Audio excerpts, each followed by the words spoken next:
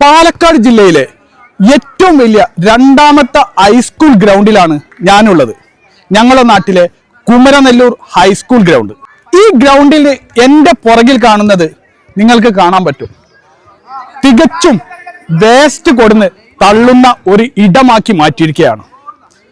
ഈ കുമരനെല്ലൂർ ഹൈസ്കൂളിന്റെ കെട്ടിടത്തിന്റെ വർക്ക് നടക്കുന്നതിന്റെ അവിടുത്തുള്ള വേസ്റ്റുകളാണ് ഈ ഗ്രൗണ്ടിൽ വന്ന് ഡംപ് ചെയ്യുന്നത്. ആരാണ് ഇതിന് അനുമതി കൊടുത്തിട്ടുള്ളത്? ഇത്രയും വലിയ ഹൈസ്കൂൾ ഗ്രൗണ്ടിൽ ഒരുപാട് കുട്ടികൾ വന്ന് കളിക്കുന്ന ഈ സ്ഥലത്താണ് ഇതേമാതിരിയുള്ള കാര്യങ്ങൾ ചെയ്തു കൂട്ടുന്നത്. ഇതിന് അനുമതി കൊടുത്തത് ആരാണ്?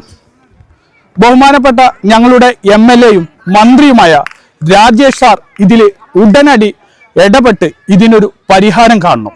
കാരണം ഒരു ദിവസം 100 കണക്കിന് കുട്ടികളാണ് ഈ ഗ്രൗണ്ടിൽ വരുന്നതും പലവിധ കളികളിൽ ഏർപ്പെടുന്നതും.